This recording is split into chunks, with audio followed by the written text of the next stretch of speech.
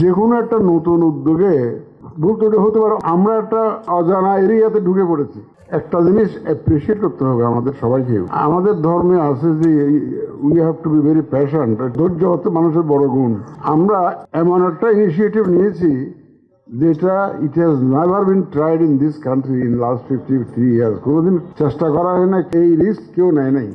আমরা আমাদের মাননীয় প্রধান উপদেষ্টা যখন ঘোষণা দিলেন, আমরা অত্যন্ত সাহসিকতার সাথে এই রিস্কটা নিয়েছি, নোয়িং ফুললি ওয়েল যে এর মধ্যে বহু ঝামেলা আসবে, বহু চ্যালেঞ্জ আসবে, এবং আমরা একটা অজানা এরিয়াতে ঢুকে পড়েছি।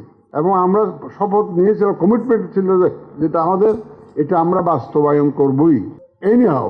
এবং এই বাস্তবায়ন করার প্রক্রিয়ার শুরু থেকে এ পর্যন্ত আপনাদের সহযোগিতা আমরা পেয়েছি।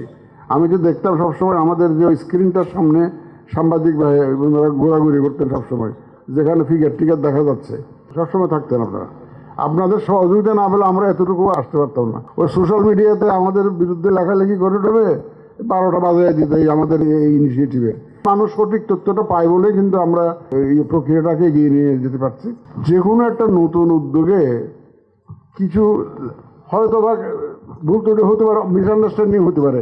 টানা তৃতীয়বার অর্জন করেছে দেশের সেরা সুপার ব্র্যান্ড স্বীকৃতি বসুন্ধরা টিস্যু।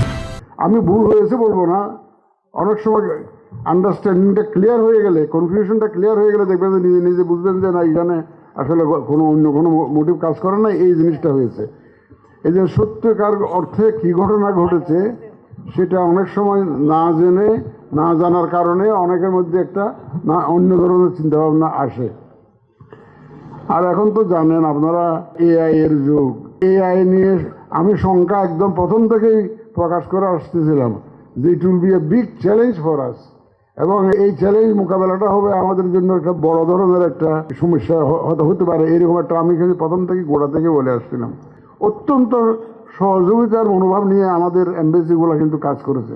যে একটা সমস্যা আসছে ওনারা যোগাযোগ করেছেন, ওনারা এগিয়ে এসছেন how to address this issues.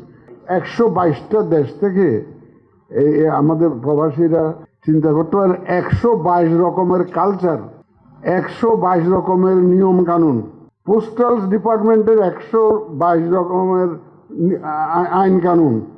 আমাদের দেশে পোস্টাল সিস্টেম একরকম, এক এক দেশে পোস্টাল সিস্টেম এক এক রকম। এত কিছুকে অ্যাকচুয়ালি রিকনসাইল করা ইটস এ রিয়েল চ্যালেঞ্জ। কিন্তু এই চ্যালেঞ্জ মোকাবেলা করে আমাদের টিম কাজ করে যাচ্ছে।